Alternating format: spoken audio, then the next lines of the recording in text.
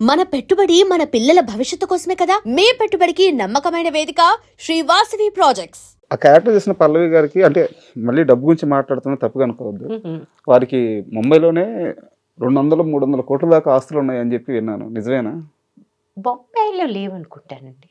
ఓవరాల్గా అయినా ఇక్కడ చాలా ఆస్తులు ఉన్నాయి. నాకు తెలిసిన నాకు అంతకంటే ఎక్కువ తెలియదు, మాట్లాడకూడదు కూడా. నాకు తెలియకుండా అనవసరంగా నేను చెప్పకూడదు. బట్ షీఈస్ గాట్ గుడ్ కదా, విన్నాను, అందుకని అడిగాను మేడం. ఇంకా she is been very smart and intelligent. వాళ్ళ ఫాదర్ మా నాన్నగారు కూడా నా కోసం ఏదో పాపం తాపత్రయపడ్డారు. ఈ ఊళ్ళో ఒక ఫిల్మ్ నగర్ దీనికి దానిలో ఆయనే డబ్బు కట్టారు, ఆయనే మొత్తం ఇదంతా కట్టారు. నేనేమి దానికి ఒక్క పైసా ఇవ్వలేదు. అది నేను ఇల్లు కడదామని చూస్తే నాకు ఎట్లా కట్టాలో చేత కాలేదు. వచ్చాను, పెద్ద భూమి పూజన చేయించాను, నానా ఆడాడు పెట్టాను. ఆ టైంలో ఒక 40-50 లక్షలు అవుతుంది అక్కడ ఇల్లు కట్టాలి అంటే అనుకున్నాను. ఓకే, 40-50 లక్షలు పెట్టి ఆ ఇల్లు కట్టి ఏం చేయాలి దాన్ని? నాకు అర్థం కాలే. ఇంకొకరు చంద్రమోహన్ గారు లాంటి వాళ్ళు, వాస్తు దరిద్రంగా ఉంది, అక్కడ నువ్వు ఇల్లు కట్టదు, ఆయన ఒకటి. నాగార్జున గారు చూసి ఎంత మంచి సైటు, అక్కడి నుంచి గోల్కొండ కనిపిస్తుంది నీకు, ఆయన ఈ రకమైన ఇవన్నీ చూసేసరికి ఈ లోపల ఎవరో వచ్చి ఆక్రమించుకుంటారని వచ్చింది. కొంతమంది అయితే బొంబాయి వచ్చేసి అది ఇంత కొంట అంత కొంట అని చిన్న చిన్న అమౌంట్స్లో చెప్తున్నారు అంత పెద్ద స్థలానికి. ఇవన్నీ చూస్తుంటే నాకు చిరాకేసింది. నాకు అనిపించింది ఐ కాంట్ హ్యాండిల్ దిస్ అనిపించింది. నేను మాత్రం బొంబాయి వచ్చి ఇక్కడ స్థిరపడాలని అనుకోలేదు. కారణం ఏంటంటే ఆ ప్రదేశం ఉంది, అక్కడ నా పక్కనేమో చిరంజీవి గారు, ఇటువైపు ఏమో అజరుద్దీన్, ఇటువైపు ఫలానా, ఇటువైపు అందరూ మెగా స్టార్స్. వాళ్ళు వెళ్ళేది ఫెరారీలును ముస్టాంగులు ఏమిటేమిటో, మన దగ్గరేమో మారుతి 800. నా పిల్లలు విపరీతమైన కాంప్లెక్స్లో పోతారు. I don't want it. That was the reason I don't want. ఇప్పుడు ఆ స్థలం ఏం చేశారు? అమ్మేశారు, అప్పుడే అమ్మేశారు. ఎంత కమ్మారు అప్పట్లో? 46-47 లక్షలు. ఎక్స్క్యూజ్ మీ, లక్షలు. ఎన్ని ఎకరాలు అది? ఎకరాలు కాదు, 1200 గజాలు. ఇప్పుడు ఎంత తెలుసు అక్కడ? తెలుసు, 20 కోట్లట. మంది కానప్పుడు మంది కాదు, గొడవే లేదు. అండ్ నిజం విషయానికి వస్తే తెలుగులో మీరు అప్పుడు కనిపించి చాలా సంవత్సరాలు అయిపోయింది. తేజ గారు అంటే నాకు తెలిసినంత వరకు ఏ కో డైరెక్టర్ ఫోన్ చేయలేదు, ఏ అసోసియేటివ్ ఫోన్ చేయలేదు, ఏ మేనేజర్ ఫోన్ చేయలేదు. తేజ గారు మీకు డైరెక్ట్గా ఒక కాల్ చేశారు, పలానా రోల్ ఉంది చేస్తారా, చేస్తే మీ ఇష్టం, బాగుంటుంది, లేకుంటే మీ ఇష్టం అని ఒక మాటతో ఒక ఫోన్ కాల్తో చేశారు. మీరు తర్వాత తేజ గారిని అడిగారా అసలు నేను ఎలా గుర్తొచ్చాను, నాకు ఎందుకు కాల్ చేసావని చెప్పి? ఆయన ఫోన్ చేశారు. ఆ టైం కూడా ఎట్లాంటిదంటే ఐ వాంటెడ్ టు వర్క్. మా అమ్మ పోయింది, ఓకే, ఒక వాయిడ్ వచ్చింది. అంటే నాన్న ముందే పోయారు, అమ్మ ఆ టైంలో పోయింది. పోయి ఒక 2 నెలలు అయింది. ఆ వాయిడ్ పోవట్లేదు నా మనసులోంచి. మా ఆయన కూడా అన్నాడు, నువ్వు బయటికి వెళ్ళు, just get out of here, do something అన్నాడు అనమాట. ఎందుకంటే నేను చాలా బాయిస్టర్స్, నేను ఎప్పుడు చాలా పాజిటివ్గా తిరిగే రకాన్ని, నన్ను అట్లా చూడడం ఎవరికి ఇష్టపడలేదు. సరే ఆ టైంలో ఈయన ఫోన్ వచ్చింది, నేను తేజ అన్న. తప్పలేదు. ఐ సెడ్ ఓకే,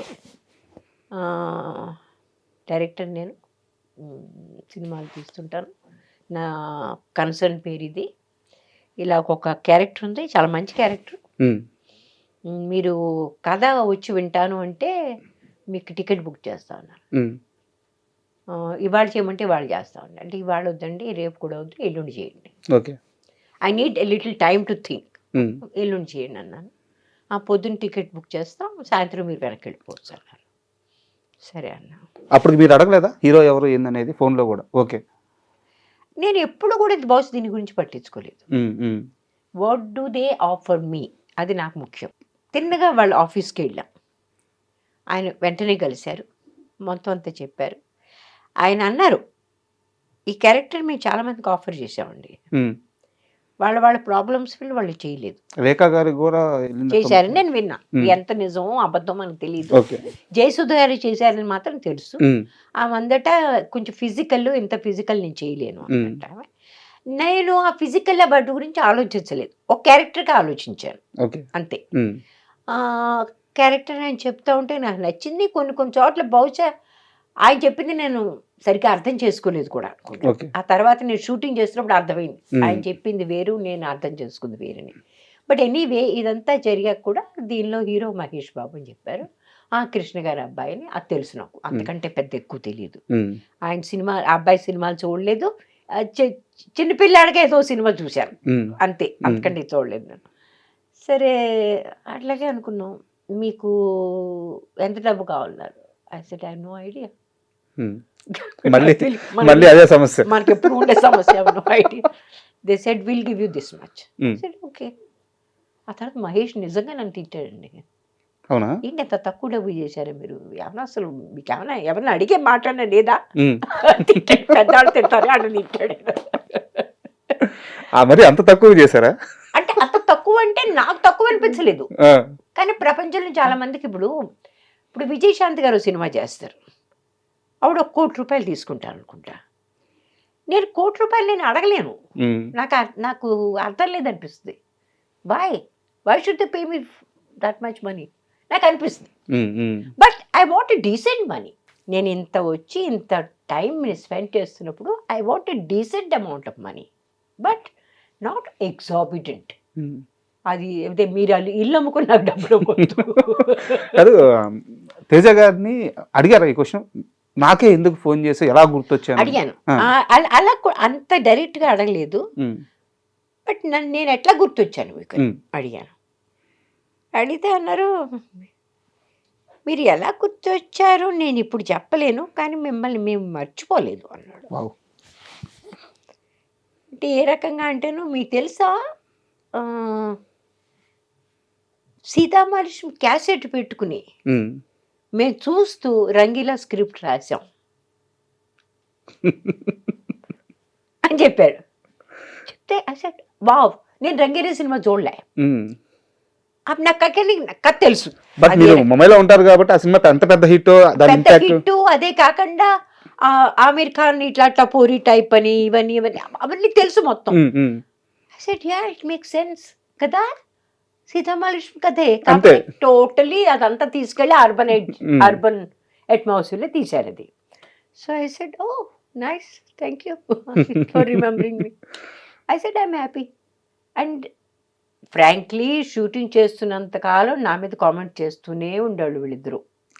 మహేష్ గారు కూడా, మన తను కూడా. నేను డైలాగ్స్ నాకు నోటికి బాగా కంఫర్టబుల్గా అయ్యేంత వరకు నేను చెప్పను. నేను బాగా కంఫర్టబుల్ ఫీల్ అవ్వాలి, అంతవరకు ఎన్ని సరే రీటేకులు నాకు నేనే చేసేసుకుంటా. కటే అంటాను, మళ్ళీ మొదలు పెడతా. I have to feel like I'm saying it from here. అది ప్రాబ్లం. నాకు అది ఫీల్ అవ్వాలి. ఆ ఫీల్ అవ్వడం చాలా ముఖ్యం. ఆ టైంలో నేను రామేశ్వరుని కాదు, ఆ క్యారెక్టర్ని అలా ఆ రకంగా ఫీల్ అవ్వాలి నేను. అది నా మీద వీడు విక్రించేవాళ్ళు. ఈవిడు మళ్ళీ మర్చిపోద్ది, వాడు మర్చిపోతుంది అనుకునేవాళ్ళు వీడు. But I have a different problem. అది అర్థం కాలేదు. కానీ ఒకరోజు ఏదో ఒక విషయం మీద మహేష్ గారు నన్ను అడిగారు, మహేష్ బాబు గారు, అది మీ సరిగ్గా అదే సెంటెన్స్ దగ్గర మీ కళ్ళంటే అలా బొడబడి నీళ్ళు ఎలా కారుతాయి అని అడిగాడు. అంటే because that is how I imagine that whole scene. ఆయన వద్దనే చెప్పాడురా, బజార్కి వెళ్ళొద్దని చెప్పాడురా, నేనే బలవంతంగా తీసుకెళ్ళాను. అవన్నీ I go through that whole thing. And exactly at that time tears come.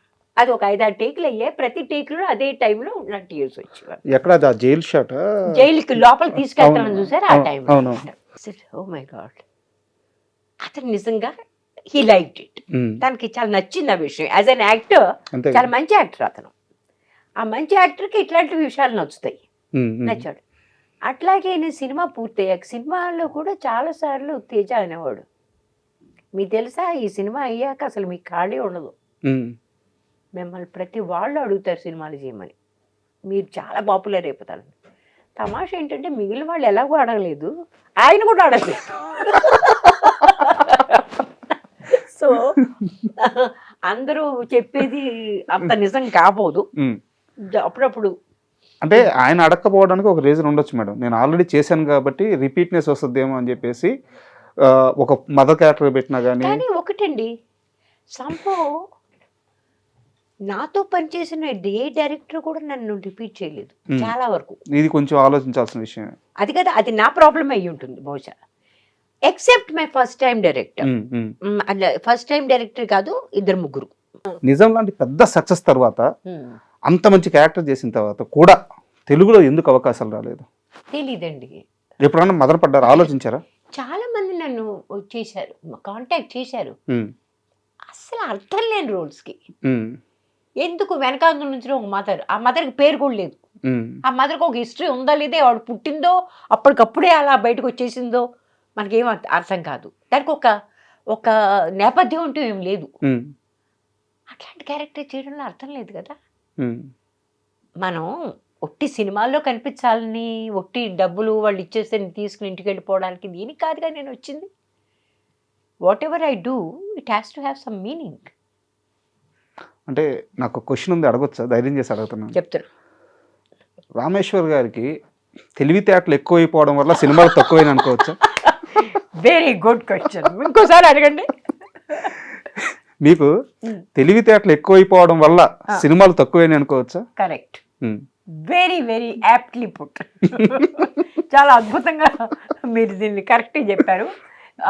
ఆ మాటకు వస్తే మీరే కాదు, నా మొట్టమొదటి ప్రొడ్యూసర్ రాజశ్రీ ప్రొడక్షన్స్, ఆయన మొట్టమొదటే నన్ను అన్నాడు, అమ్మా నువ్వు దయచేసి డైరెక్టర్ అయిపో, నీకు యాక్టర్గా పెద్ద కాలం నీకు కష్టం. మా డైరెక్టర్ కూడా అన్నాడు, లేఖనని కూడా, తల్లి నువ్వు ఏదైనా కాస్త డైరెక్షన్ మొదలుపెట్టు, ఎందుకంటే నీ యాటిట్యూడ్తోనూ నీ ప్రశ్నలతోనూ వేగిపోయి ఎవడో నేను సినిమాలు తీసుకోను. నేను ప్రతి దానికి అడిగేదాన్ని, లాజిక్ అడిగేదాన్ని. ఇప్పుడు ఒక సినిమాకి వచ్చిందండి ఆఫర్, 1935 అట. దానిలో కలకత్తాలో ఒక క్లబ్లో ఒక అమ్మాయి పాటలు పాడుతుందంట. ఆ క్యారెక్టర్కి నన్ను చెప్పారు. అసలు I'd love to do it. నేను ఆ అమ్మాయి ఆంగ్లో ఇండియన్, అదే కాదు మన హిందూ, నాట్ పాసిబుల్. హిందూ క్యారెక్టర్లో క్లబ్లో వెళ్ళి ఎట్లా పాట పాడలేదండి. హిందూ కానీ ముస్లిం కానీ ఆ టైంలో ఆంగ్లో ఇండియన్స్ మాత్రమే చేసేవాళ్ళు ఆ పని. ఇప్పుడు ఇది మీకు తెలియడం వల్లే కదా మీరు క్వశ్చన్ అడిగింది. నా కర్మగాలు నాకు తెలుసు కదండి. నాకు వచ్చిన గొడవ అదే. అసలు ఏమీ తెలియకపోతే ఏ బాధ లేదు. నాకు అన్ని తెలుసు, అదొక పెద్ద ప్రాబ్లం నాకు. అన్నీ అని కాదు కానీ నాలో కొంచెం జిజ్ఞాస ఎక్కువ. సావిత్రి గారి సినిమా తీశారు చూసారా, సినిమా చూడలేదు నేను. మహానటి సినిమా చూడలేదు నేను, కానీ ఆవిడ గురించి మొత్తం ఇన్ఫర్మేషన్ ఇప్పటి వరకు యూట్యూబ్లో ఎంత ఉందో, మొట్టమొదటి సినిమా నుంచి మొత్తం అంతా తెలుసు మీకు. I'm voracious about it. ఒకప్పుడు విపరీతంగా చదివేదాన్ని, ఇప్పుడు చదవడం తక్కువైంది. ఎందుకంటే I have a peripheral visual problem ఉంది. అంటే చిన్న లెటర్స్ నాకు కొంచెం కష్టంగా కనిపిస్తాయి, అంచేత తొందరగా చదవలేను. So I lose my patience. So but I see lot of YouTubes. మళ్ళీ నిజం సినిమా దగ్గరికి వస్తే మహేష్ బాబు గారు తిట్టారు, ఇంత తక్కువ పేమెంట్కి ఎలా సినిమా తీశారని. అక్కడే కాదు ఇంకో దగ్గర కూడా మీ మీద అరిశారంట. ఏంటి మీ వాళ్ళు ఎక్కడ పడితే అక్కడ ఉంచేస్తారు, మీరు అక్కడ ఉండిపోతారు ఏంటి, మంచి హోటల్లో ఉండాలని తెలీదా మీకు అని. నాకు తెలియదు.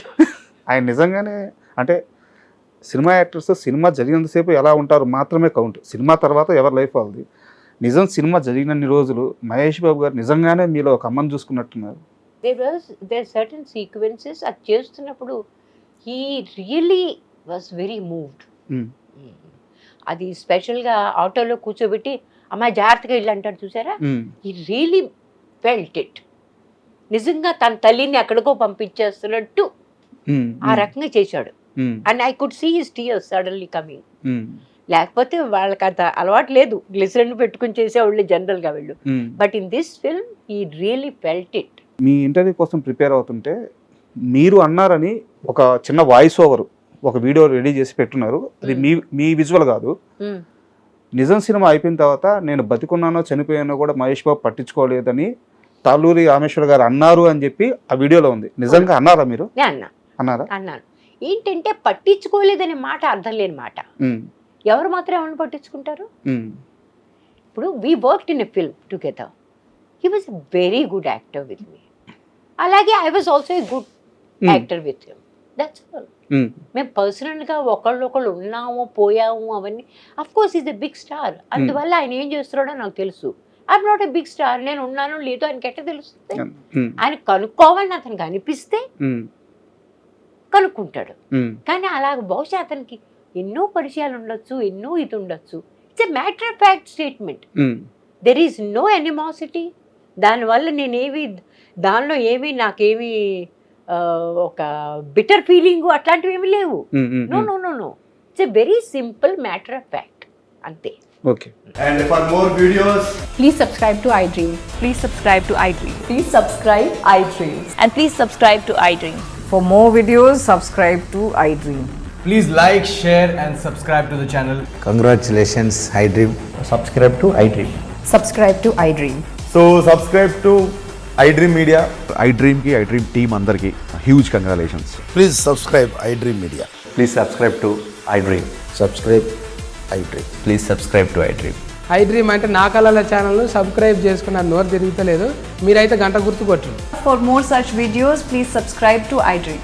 Subscribe to iDream. Please subscribe to iDream. Please subscribe iDream Media. Please do subscribe to iDream. Please subscribe to iDream Media. For best entertainment and information, please subscribe iDream. And don't forget to subscribe to iDream.